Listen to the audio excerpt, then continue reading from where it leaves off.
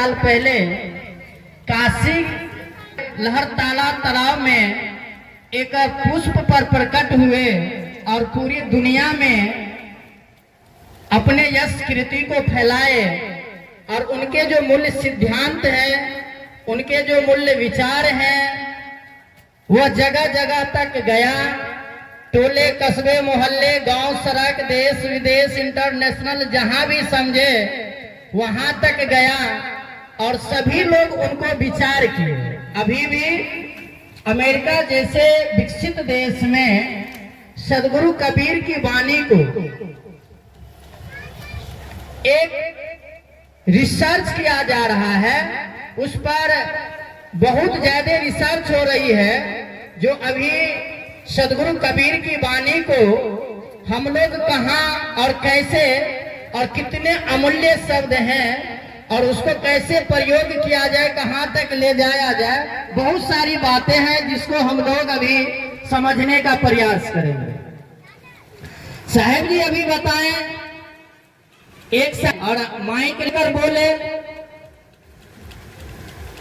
जो हमारे सदगुरु जगपति साहेब जी जब 10 मार्च 2025 को अंतर ध्यान हुए, तो यह अंतर ध्यान के बाद उत्तराधिकारी के रूप में माई साहेब को सारा कार्यभार समर्पित किया गया है। अब सारा कार्यभार उनका क्या था जो समर्पित किया गया है, अब इस पर भी हम लोगों को विचार करना चाहिए। महात्मा कौन होते हैं, संत कौन होते हैं, साधु कौन होते हैं, सबसे पहले तो हम लोग इसका विचार ही नहीं करते हैं। अनावश्यक रूप से हम लोग आपस में उलझ जाते हैं और यही उलझना यह समाज के दृष्टि में हम लोगों को रसातल में ले जा रहा है। इसीलिए हम लोगों को समझना जरूरी है। इस कबीर पंथ विचार मंच के माध्यम से सभी लोग सदगुरु कबीर की वाणी को सुनते हैं, लेकिन हम लोग विचार नहीं करते हैं। एक तरफ अभी हमारे साहेब जी भजन शुरू करने से पहले एक संबोधन में बोले, जो हमारे जगपति साहेब अब नहीं रहे, उन्हीं के पावन स्मृति में हम लोग हिंदू धर्म के अनुकूल जो कुछ हो रहा है हम लोग कर रहे हैं। आप हमें बताइए, वास्तव में यहाँ पर जितने लोग बैठे हैं कबीर पंथी हैं या हिंदू हैं, ये पहले डिसाइड कर लीजिए। कबीर पंथी हैं या हिंदू हैं, ये पहले हम लोगों को समाधान करना आवश्यक होगा। चूंकि सदगुरु कबीर ने कहा, सदगुरु कबीर का सबसे सटीक और मूल्यवान जो ग्रंथ है वह बीजक है, और बीजक में एक रामायणी प्रकरण है। रामायणी प्रकरण में 24वें रामायणी में सदगुरु कबीर कहते हैं, झूठे अहंकार छोड़ दे सब कोई, आ हिंदू तुरुक झूठ कुल दोई। सदगुरु कबीर कहते हैं हिंदू और तुरुक यह दोनों जो है, ये दोनों जो संप्रदाय या धर्म या जाति जो कुछ भी आप समझते हो, ये दोनों झूठा है। और अभी हम लोग मंच से भी सुनते हैं और हम लोग क्रियाकलाप भी करते हैं, और जो कुछ भी करते हैं उसी के पद्धति से करते हैं। तो वास्तव में क्या हम लोग कबीर पंथी हैं? कबीर पंथी हैं? कबीर पंथी तो नहीं है। सारे लोगों के बाल में, कपार में टिक्की लगा हुआ है हिंदू का।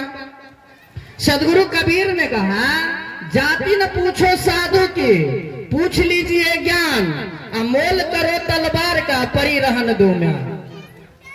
जब सदगुरु कबीर जाति पाति धर्म सबको कटाक्ष करते हैं, यह झूठ कुल दोई या हिंदू तुरुक झूठ कुल दोई, जाति न पूछो साधु के, फिर भी हम लोग जातिवाद में और हिंदू मुसलमान में पड़े हुए हैं। तो साधु कहां से होंगे बताइए। और जब तक आप साधु नहीं बनते हैं, एक तो मानव बनना एक पहली प्राथमिकता में है। अगर मानव नहीं बनते हैं तो साधु कहां से बनेंगे, और साधु नहीं बनते हैं तो फिर महंत की तो बात बहुत दूर होती है। तो हम लोगों को विचार करने की जरूरत है। जो हमारे जगपति साहेब जी जो विचार दे गए हैं, क्या हम लोग उस पर चल रहे हैं? क्या सदगुरु कबीर की वाणी को हम लोग मान रहे हैं? अभी हम इस मंच से आप लोगों के विचार में कुछ प्रश्न डालना चाह रहे हैं। कबीर पंथ में बहुत सारे संत सदगुरु महंत हैं, स्थान है, जगह है, काशी है, मगहर है, कबीर कीर्ति है, कबीर चौड़ा है, छत्तीसगढ़ 42 बांस, बचन बांस, बहुत सारे स्थान है सर, कोई कमी नहीं है स्थान का। आप लोग हमें बताइए, हम किसकी बात को माने? 42 वंश वाले धर्मदास्य प्रणाली के जो हमारे सदगुरु अभी वर्तमान में हैं, उनका प्रवचन अगर आप सुनते हैं तो उनका कहना जो हमसे चौका लेगा उन्हीं को मोक्ष प्रदान होगा और किसी को नहीं होगा। कबीर कीर्ति वाले, कबीर चौरा वाले विवेक साहब जी कहते हैं कि राम लक्ष्मण भरत शत्रुघ्न जो 4 भाई थे, यही राम का उपदेश सदगुरु कबीर दे गए। एक कबीर चौरा वाले साहेब जी हैं, वो भी इसी बात को आगे बढ़ा रहे हैं। एक हमारे प्रयागराज में विलास साहेब जी हुए, पारक संप्रदाय को बहुत आगे तक ले गए। एक रामपाल जी हैं जो सतलोक आश्रम चला रहे हैं। आप लोग प्रश्न को, जमीन पर बैठे जितने लोग हैं जमींदार हैं, यानी जज हैं। आप लोग जितने बैठे हैं इस मंच पर, जो बोलने वाले हैं, उनके अलावे जो सुनने वाले लोग हैं वो जज हैं। कोर्ट में 2 वकील आपस में बहस करते हैं साहब जी, और सुनते कौन है? जज साहब। जज साहब सुना जाए, जज साहब सुना जाए, जज साहब सुना जाए, सुनते हैं ना जज साहब। अर्थात सुनने वाले कौन होते हैं? जज होते हैं, और कहने वाले 2 वकील हैं। तो इस मंच पर जो वक्ता है, भजनोपदेशक है, ये मान लीजिए वकालत कर रहे हैं। आप लोगों को निर्णय लेना होगा जो कौन सही कह रहे हैं और कौन गलत कह रहे हैं। विचार करिए, जितने महंत हैं सबकी अलग अलग बातें हैं, सब अलग अलग तौर तरीके बताते हैं, सब अलग अलग पद्धति बताते हैं, पूजा का, ध्यान का, चौका का। कुछ पारक सिद्धांत वाले तो चौका का खंडन ही कर देते हैं, चौका को मानना ही नहीं चाहिए। कुछ लोग ऐसे हैं जो चौका में ओम का मंत्र भी दे देते हैं। हमारे दरभंगा में भी है भरवारा हजूर जो ओम का मंत्र बांटते फिरते हैं। तो आप हमको बताइए सभी लोग, क्या जितने सदगुरु हैं उनकी बातों को समझना चाहिए या किनकी बातों को समझना चाहिए? बताइए। आपसे जो अभी आप लोग हमारी बात को सुन रहे हैं, किसके बदौलत सुन रहे हैं साहब जी? कबीर साहब के बदौलत। अगर हम कबीर पंथी नहीं होते तो आप लोग नहीं सुन रहे होते और हम भी यहाँ नहीं आए होते। क्या बात सही है ना? तो आप लोग यह डिसाइड करके बताइए, जो जितने सदगुरु हैं सब लोग अलग अलग मार्ग बना लिए हैं, क्या वह सही है या गलत है? सो पहले बताइए। कौन सही है और कौन गलत है, इस पर विचार करिए। सदगुरु कबीर से यह आशंका पहले ही थी। जब सदगुरु कबीर इस धराधाम पर आए और जीव को चेता रहे थे, पंखा के की भेला भाई हो, तो सदगुरु से शिष्यों ने पूछा, हे सदगुरु आप मुझे बताइए, जो आप जो गुरु पंथ की परंपरा स्टार्ट करना चाह रहे हैं, शुरू करना चाह रहे हैं, गुरु परंपरा चलाना चाह रहे हैं, इसमें तो तरह तरह के गुरु लोग आएंगे। किसकी बात को माना जाएगा और किसकी बात को नहीं माना जाएगा, आप बताइए। तो सदगुरु कबीर ने बीजक से समझाया। क्या समझाया? किसकी बात को मानना, किसकी बात को नहीं मानना। तो सदगुरु कबीर ने कहा, शब्द कहे सो कीजिए, गुरुआ बरे लबार, अपने अपने लोभ से करे घाट बंटवार। सदगुरु कबीर की वाणी है, ये हमारी वाणी नहीं है। आप बीजक उठाइए और बीजक में ही निर्णय कर लीजिए। सदगुरु कबीर का मूल ग्रंथ बीजक है, और बीजक से झगड़ा किससे छूटेगा? साखी से। किससे छूटेगा? ग्रंथ से। झगड़ा वहीं से खत्म होगा। तो सदगुरु कबीर बीजक से कहते हैं, शब्द कहे सो कीजिए। अब पूछिए महंतों से, शब्द क्या है? शब्द किसको कहेंगे? शब्द कैसा है? किसकी शब्द को माने? तो शब्द कहे सो कीजिए मतलब होता है सदगुरु कबीर की जो मूल वाणी है, जो मूल विचार है, जो मूल दर्शन है, जो मूल सिद्धांत है, उन्हीं को यहाँ पर कहा गया है शब्द कहे सो कीजिए। जो सदगुरु कबीर की वाणी कह रही है वही हम लोगों को करना चाहिए। ठीक है? सदगुरु कबीर की वाणी जो है वही हम लोगों को करना चाहिए। अर्थात शब्द कहे सो कीजिए, गुरुआ बड़े लबार। ये गुरुआ सब जितने दिख रहे हैं ना, ये सारे, मैं छोटी मुंह से गलत शब्द का प्रयोग नहीं करना चाहता, लेकिन बीजक में जो दिया गया है उसको हम पढ़ रहे हैं। जो ये गुरुआ बड़े लबार, ये लबड़ा बने फिर रहे हैं, जो अपने अपने लोभ से अपने अपने घाट को बंटवार कर रहे हैं। जो यह चौका सही है, यह ओम सही है, ये हिलियम किलियम सिलियम जो रामपाल जी दे रहे हैं ये सही है, एक फल्ला सही है, एक चिल्ला सही है। ये सब अपने अपने लोभ से अपना अपना घाट बंटवार कर रहे हैं। इसीलिए आप सभी को समझने की जरूरत है कि हम लोग कहाँ फंस रहे हैं और हम लोग कहाँ उलझ रहे हैं। अगर इस बात को अगर हम लोग नहीं समझेंगे तो निश्चित रूप से कबीरपंथी हो ही नहीं सकते। साधु होना तो और बात है। कबीर पंथ का मतलब क्या है?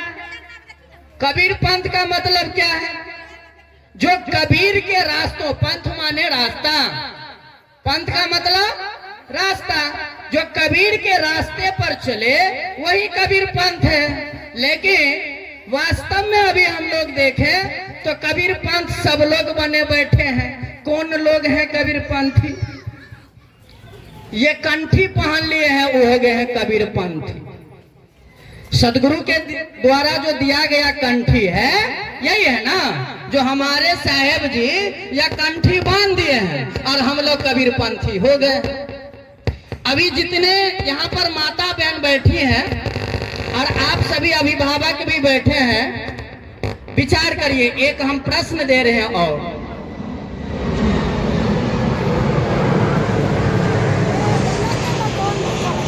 जब एक अनजान लड़का एक अनजान लड़की से विवाह करने के लिए जाता है तो वह अनजान लड़की विवाह के समय उस लड़का से एक मंगल सूत्र ग्रहण करती है। हाँ कि ना? सब लोग जानते हैं इस बात को। मंगल सूत्र ग्रहण करती है ना। और जब मंगल सूत्र ग्रहण कर लेती है, रखिए साहब, रखिए किताब रखिए। हाँ हाँ वितरण करेंगे, रखिए ना, हम वितरण कर देंगे, आपको चिंता नहीं करेंगे। अच्छा लेते आइए, जो है सो लेते आइए। तो आप एक बात बताइए, जब आप मंगल सूत्र ग्रहण कर लेती हैं तो उसके साथ कोई संकल्प भी साथ में लेती है, शपथ ग्रहण भी करती है, और वर पक्ष भी शपथ ग्रहण में शामिल होते हैं, कन्या पक्ष भी शामिल होते हैं। उस शपथ पत्र में धर्म से लेकर और कर्म तक वो पति पत्नी शपथ खाते हैं जो हम एक साथ रहेंगे। हाँ कि ना? जितनी जिम्मेदारी होगी आपके साथ और आपके बाद हम निर्वहन करेंगे। अगर पत्नी नहीं है तो पति निर्वहन करेगा, अगर पति नहीं है तो पत्नी निर्वहन करेगी। बात सही है। और एक जन्म नहीं 7 जन्म तक एक साथ रहने के लिए शपथ खा लेती हैं ये लोग। सही है? जब एक सूत्र पर एक अनजान लड़का और एक लड़की अनजान 7 जन्म तक शपथ खा लेती है, किसके लिए? एक मंगल सूत्र पर, और अपने नाम के साथ, सरनेम के साथ, वह स्त्री, वह लड़की, वह बहन उस पुरुष के साथ अपने नाम को जोड़ लेती है। आप पूछिए माता जी से आपका नाम क्या है, तो बोलेंगी। अब इसका पहचान क्या होगा? तो पति के नाम से पहचान होगा ना साहब जी? आप जितने यहाँ पर बैठे हैं सदगुरु के द्वारा तो कबीर पंथी का एक कंठी ले लिए, लेकिन एक कंठी पहनने के बाद आपका पहचान कहीं क्या है, आज तक रिसर्च किए हैं, सोचे हैं, विचारे हैं?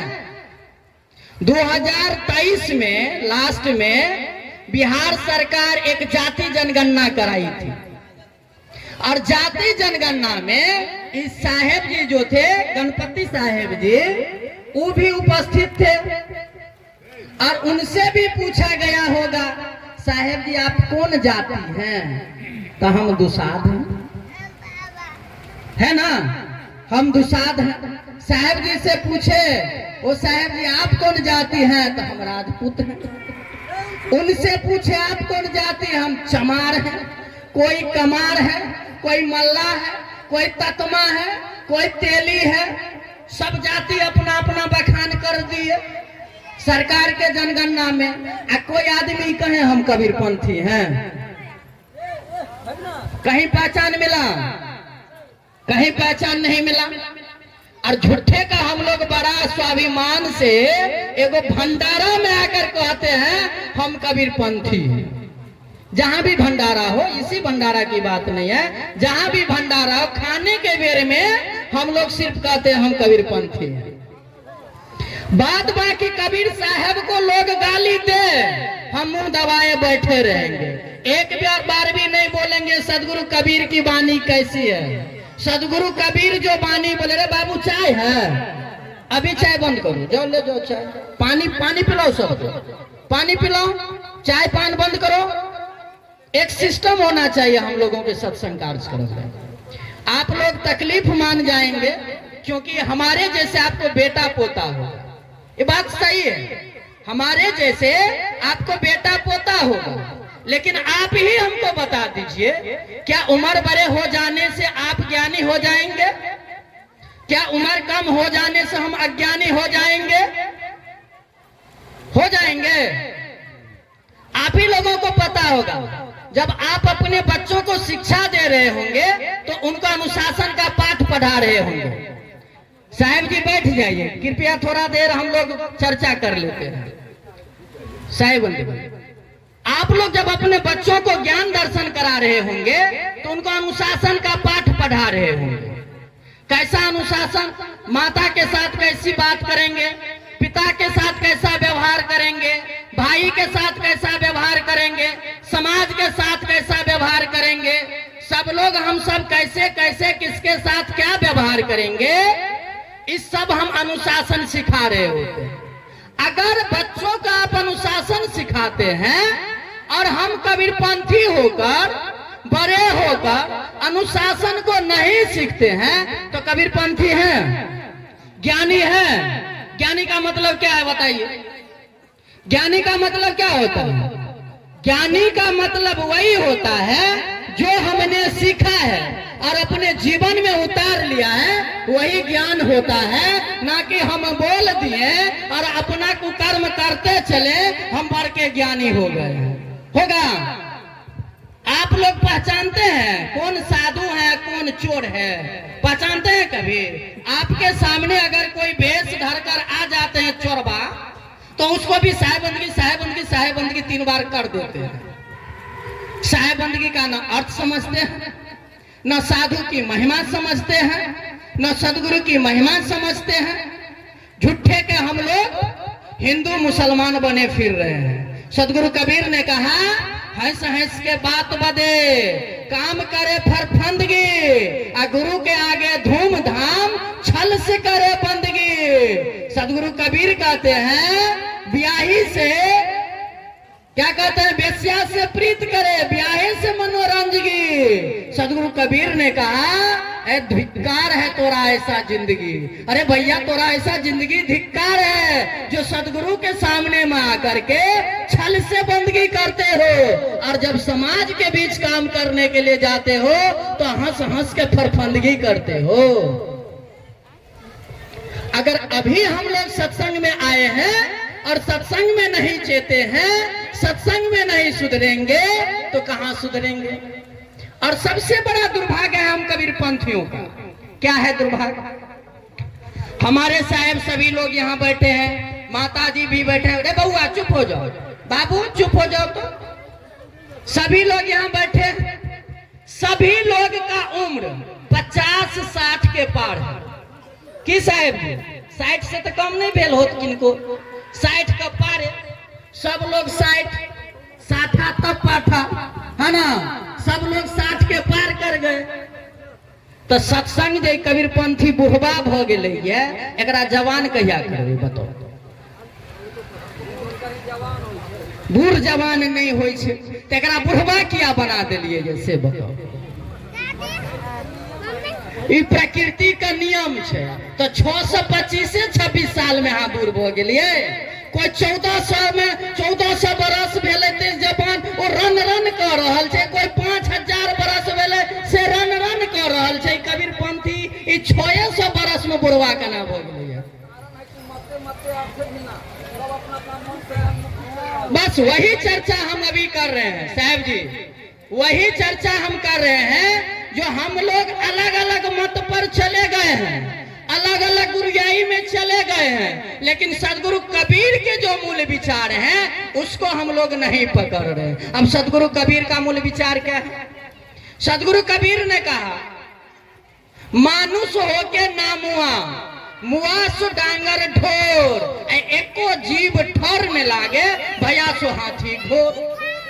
वही बीजक की बात है, सदगुरु कबीर की वाणी है। जो हम लोग मनुष्य होकर नहीं मरते हैं तो भैया कथी होकर मरते हैं? मनुष्य होकर अगर हम नहीं मरते हैं तो कथी होकर मरते हैं? तो डांगर ढोर। डांगर ढोर किसको कहते हैं? पंजाब और हरियाणा में डांगर ढोर किसको कहा जाता है? भैंसा को, पशु को, जानवर को डांगर ढोर कहा जाता है। तो सदगुरु कबीर ने कहा हम लोग मानुष होकर नहीं मरते हैं, हम लोग क्या होकर मरते हैं? डांगर ढोर होकर मरते हैं। तो मनुष्य बनने का कुछ नियम है। क्या है मनुष्य बनने का नियम? मनुष्य बनने का नियम अगर हम लोग नहीं सीखेंगे, मनुष्य अगर नहीं बनेंगे तो साधु बनने की बात तो बहुत दूर की बात है। पहले तो मनुष्य बनिए। मनुष्य का नियम क्या है? मनुष्य का हद चले सो मानवा। सदगुरु कबीर ने कहा बीजक में, हद चले सो मानवा, बेहद चले सो साध, हद बेहद दो तजे ताकर मता अगाध। अरे हद चले वो मानव है और बेहद चले, हद से जब आगे बढ़ जाए तब वो साधु है। हद का मतलब क्या होता है? ज्ञान। हद का मतलब क्या होता है? वेद। वेद के अनुसार, ज्ञान के अनुसार जो चलता है वह मनुष्य होता है। और जब ज्ञान से ऊपर की बात जो करता है, वेद से ऊपर की जो बात करता है, वही साधु होता है। साधु महंत की बात अभी हम नहीं कर रहे हैं, हम साधु की बात कर रहे हैं। जब सदगुरु कबीर कहते हैं हद चले सो मानवा, हद का मतलब वेद। वेद में क्या है? मनुष्य बनने का नियम। तो मनुष्य बनने का 5 नियम है मुख्य रूप से।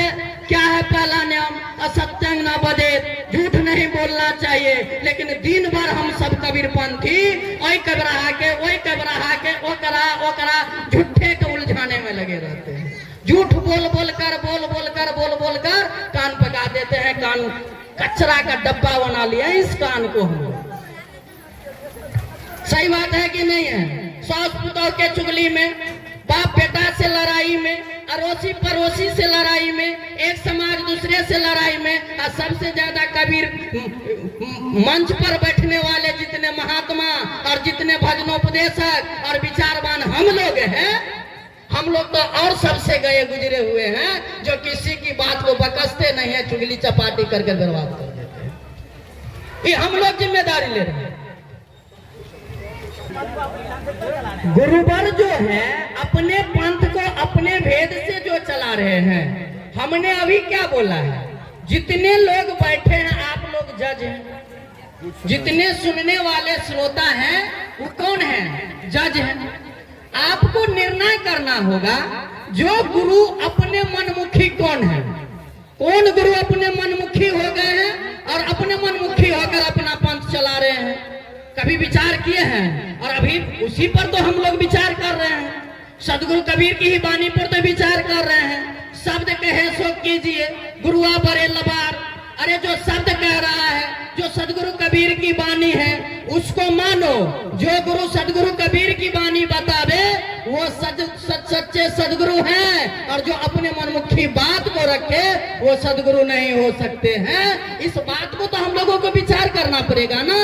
हम लोग तो विचार करते नहीं है, झूठे का कबीर पंथी बने बैठे हुए हैं। अगर आपको आपके गुरु महाराज अगर आपको सदगुरु कबीर के विचार से अलग बता रहे हैं तो झूठे पक्ष के गुरु को तजत न कीजिए बार। अगर आप में ऐसी ताकत है तो आप आकर के सामने खड़ा होइए। जो हमारे गुरु महाराज गलत कर रहे हैं हम इनकी बात को नहीं मानेंगे। है किसी में ऐसी ताकत? है किसी में ऐसी ताकत?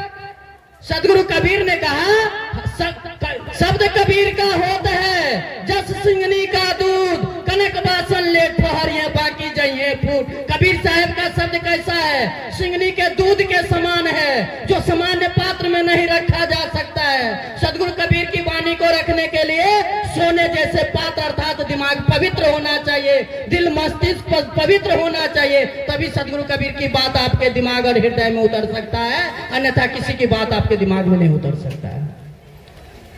यहाँ पर जितने लोग बैठे हुए हैं, क्या जितने गुरु महाराज हैं वो गलत नहीं करते हैं? बताइए कौन ऐसे गुरु महाराज हैं जो गलत बात नहीं करते हैं, जो गलत बात नहीं बताते हैं, अपने स्तर की बात नहीं बताते हैं। अगर आप उनकी बात को नहीं सुनते हैं तो आपको बंदगी से रोक देते हैं। सदगुरु कबीर को बंदगी को रोकने की बात किए हैं। है आप में सामर्थ उस गुरु महाराज को विरोध करेंगे? आप है आप में सामर्थ?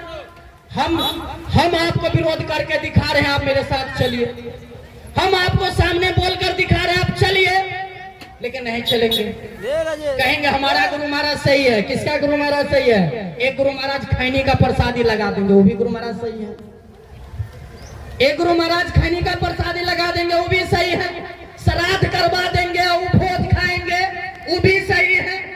जो गुरु महाराज मरते हैं उसको जला दिया जाता है और ब्राह्मणों से पितरदान करा दिया जाता है। जो प्रेत हो गए, प्रेत जोनी से मुक्ति दिला दीजिए। वही गुरु महाराज चौका का मंत्र बांटते हैं। तो आप सतलोक का टिकट कैसे बांट रहे हैं? जब आप ही नरक में जा रहे हैं, तो आप ही भूत प्रेत बन रहे हैं, तो कैसे चौका का मंत्र बांटते हैं? बता दीजिए, गलत हो रहा है कि नहीं हो रहा है? आप ही लोग विचार करिए इस बात को।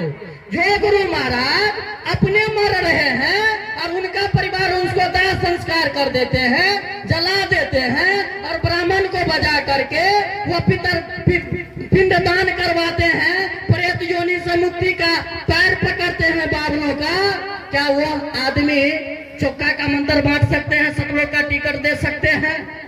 ऐसे गुरु महाराज के बीच हम लोग कुछ बोल सकते हैं? नहीं बोलते हैं। उनका शिष्य कम हुआ? नहीं हुआ। क्यों नहीं हुआ? ऐसे ही हम लोग चुपचाप बैठे मौन बनकर देख रहे हैं। सदगुरु कबीर ने कहा संभल जाइए। गुरु लोभी शिष्य लालची, दोनों खेले दांव, दोनों बाबरा डूब पड़े, जो चढ़े पत्थर के नाव। अगर आप पत्थर का मतलब क्या? अज्ञानता बस। अज्ञान के नाव पर जब आप चढ़ेंगे तो निश्चित रूप से अभी भवसागर में डूबकर मर जाएंगे।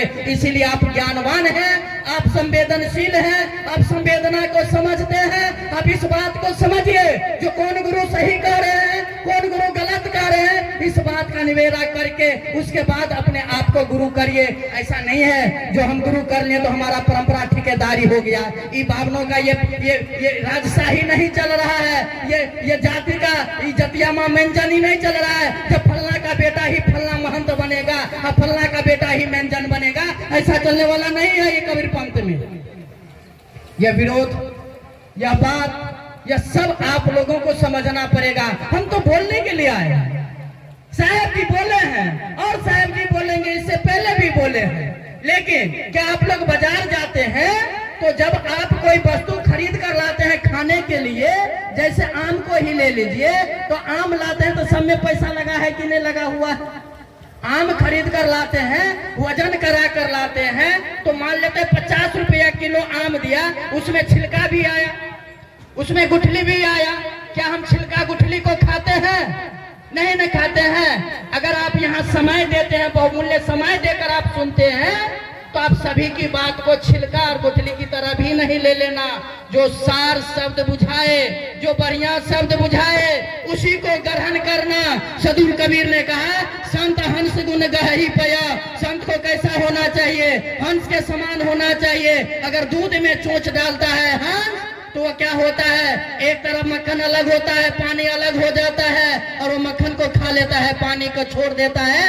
ठीक उसी प्रकार से संत हंस गुण गही पया, संत को हंस के समान गुण होना चाहिए। जो अगर हम कहीं सत्संग भंडारा में जा रहे हैं, संत वचनों को सुन रहे हैं, तो जो सार शब्द होगा उसी को ग्रहण करेंगे, तो उसको हम लोग छोड़ देंगे।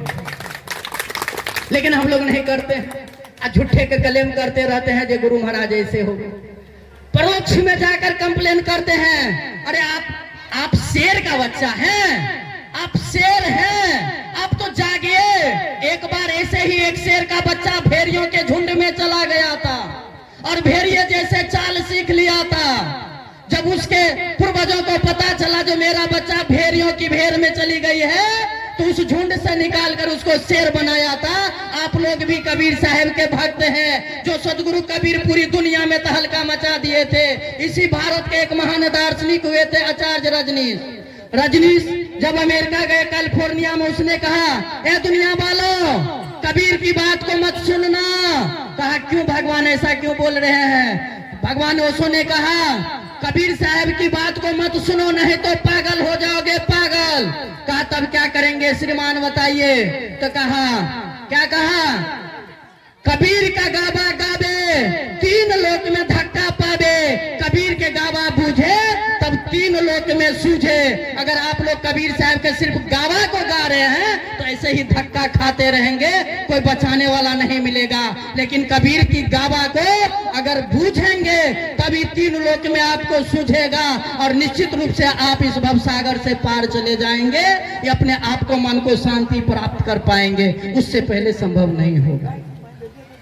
इसीलिए साहब जी बड़े ही सुंदर बात कहे हैं, जो सारे गुरु अलग अलग भेद विभेद में हैं, तो हम लोग सदगुरु कबीर के मूल सिद्धांत को आगे बढ़ाने के लिए, हम कोई महंत नहीं है। आप लोग जो देख रहे हैं, हम कोई महंती नहीं लिए हुए हैं, हम कोई महंत नहीं है। आप सबों के बीच हम अपनी बात को सिर्फ रखने के लिए आए हैं। सदगुरु कबीर के मूल सिद्धांत को, मूल विचार को, और कबीर साहेब के सत्य धर्म को भारत सरकार से मान्यता प्राप्त कराने के लिए और पूरी दुनिया में प्रतिष्ठापित कराने के लिए हम अपने आप को संकल्पित हुए हैं, और अपना तन मन धन सब अर्पण कर दिया है इस कबीर पंथ के लिए। और हमने एक ट्रस्ट बनाया है, यह ट्रस्ट है कबीर सत्य धर्म फाउंडेशन ट्रस्ट, जो भारत सरकार से इसकी मान्यता मिली हुई है। सुन लीजिए, उसके बाद हम लोग समझ लेंगे। कबीर साहब की बात अभी हमने कहा, अभी हमारे साहब जी भी कहे, हिंदू परंपरा से हम लोग चल रहे हैं, वास्तव में चल रहे हैं। लेकिन सदगुरु कबीर हिंदू परंपरा को काट दिए थे। सदगुरु कबीर के एक शिष्य हुए नानक देव जी, उनके सिख पंथ को सिख धर्म के रूप में मान्यता मिली, और पूरे दुनिया में सिख धर्म की डंका बज रही है। लेकिन कबीर साहब जो उनके गुरु थे, उनके पंथ को अभी तक कहीं कोई विस्तार नहीं हुआ, और कहीं कोई मूल्य रूप से किसी भी संवैधानिक मान्यता नहीं मिली। इस मान्यता को प्राप्त कराने के लिए हम अपने आप को तन मन धन सब अर्पण किए हैं, और सब आप सभी का हम आशीर्वाद और आप सभी का साथ भी चाह रहे हैं। हम पेशे से शिक्षक हैं, हम पेशे से शिक्षक हैं। यहाँ पर जो आए हैं कार्यक्रम में, हमारे जगपति साहब जी के जो दामाद हैं, उन्हीं के विद्यालय में हम पढ़ाते हैं। हम दोनों एक ही साथ शिक्षक हैं, और उन्हीं के आग्रह निवेदन पर हम यहाँ तक आए, हमको पता भी नहीं था। और हम शिक्षक हैं और हम एक ट्रस्ट के माध्यम से जितनी सैलरी कमाते हैं नौकरी से, पूरे का पूरा हम इसमें दान करते हैं, देते हैं, रखते हैं। और इसके माध्यम से जो गरीब बच्चे हैं उसको हम पढ़ाने का काम करते हैं। अभी भी दरभंगा में रखकर हम कुछ बच्चों को पढ़ा रहे हैं, वो बच्चा पढ़ रहे हैं। साहब जी के जो दामाद हैं उनको सब पता है। हम लोग इस काम को कर रहे हैं और इस काम को इसलिए कर रहे हैं क्योंकि सदगुरु कबीर का जो पंथ है यह बहुत ही निराला है। और इस निराले पंथ में हम हमारे समाज के बहुत सारे लोग अशिक्षित हैं या उच्च कोटि के शिक्षा को प्राप्त नहीं किए हैं। जब तक हम लोग शिक्षित नहीं होंगे, उच्च कोटि के शिक्षा को ग्रहण नहीं करेंगे, तब तक हम पूरे दुनिया में या विश्व पटल पर सदगुरु कबीर को प्रतिष्ठापित कराने में असफल ही होते रहेंगे। इसीलिए आप सभी से हम निवेदन, विनती, आग्रह करने के लिए आए हैं कि आप सभी विचार करिए। हिंदू को भी संवैधानिक मान्यता है, जैन को भी है, बौद्ध को भी है, ईसाई को भी है, इस्लाम को भी मिला हुआ है। और सारे लोग संवैधानिक मान्यता लेकर सामाजिक लाभ को ले रहे हैं। सामाजिक लाभ लेते हुए सारे गुणगान अपना कर रहे हैं। लेकिन अगर हम लोग सदगुरु कबीर की संवैधानिक मान्यता इनके धर्म पंथ को नहीं दिला पाते हैं, हम अगर इसको नहीं कर पाते हैं, तो हम लोग पुत्र नहीं कपुत्र में गिनती हो जाते हैं। क्योंकि इसलिए हो जाते हैं, पुत्र वही जो सुपुत्र हो जो पिता के मान मर्यादा आगे बढ़ाए। पिता के जो मान मर्यादा को आगे बढ़ाता है वही सुपुत्र होता है। लेकिन पिता की जो मान मर्यादा को मिट्टी तरह रसातल कर देता है, जो कलंकित करता है, उसी को हम लोग पुत्र कहते हैं साहेब जी। इसीलिए सदगुरु कबीर के हम सभी संतान हैं। सदगुरु कबीर के बदौलत यहाँ बैठे हैं और सदगुरु कबीर के वाणी शेर के दूध के समान की वाणी है। हम उसको ग्रहण करें और वो वाणी को पूरे दुनिया विश्व पटल पर प्रतिष्ठापित करने के लिए भी कृत संकल्पित हो। और आज वैसे 22 मार्च बिहार दिवस है। आज बिहार के गौरव गान की बात है। बिहार के गौरव गान ऐसा है, जो बिहार ऐसी धरती है जहां दो धर्मों की मान्यता मिली। ये क्या कहते हैं, बुद्ध और जैन, इनके जो महान प्रवर्तक थे बिहार से ही थे। सिख धर्म के 10वें गुरु जो यहाँ से शिवाजी जी थे, यहीं से थे, पटना से थे। इसीलिए यहीं पर सदगुरु कबीर के एक शिष्य हुए जिनसे पहचान बनती है। कौन है? जो वो दशरथ माझी थे, वो भी कबीर पंथी थे। एक पहाड़ के चीते की तरह वो चीरते हुए एक बहुत बड़े रास्ते बना दिए थे। इसीलिए उनकी कहावत प्रचलित है। क्या कहावत है? जब तक तोड़ेंगे नहीं तब तक छोड़ेंगे नहीं। एक कबीर पंथी हुआ था जो पहाड़ को चीर दिया था। और आज हम सभी कबीर पंथी हैं। जब तक कबीर पंथ को भारत सरकार संवैधानिक मान्यता न दे, तब तक हम लोग भी चुप होकर नहीं बैठेंगे। हमारे धर्म की भी मान्यता, हमारे पंथ की भी मान्यता होनी चाहिए, तभी जाकर हम लोग अपने पंथ को आगे बढ़ाने में काम करेंगे। इसीलिए हमारे मंच पर बहुत सारे संत सदगुरु बैठे हैं। आप लोग भजन को भी सुनेंगे।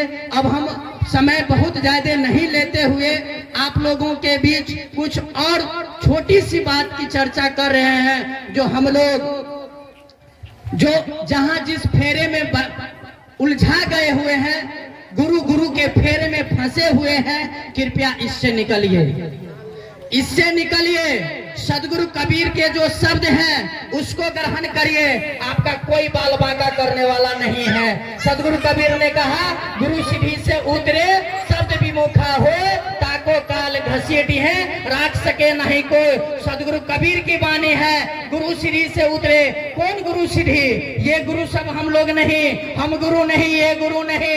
सदगुरु कबीर जो गुरु है, गुरु सब भेद है। एक सदगुरु कबीर ही सच्चे सदगुरु है।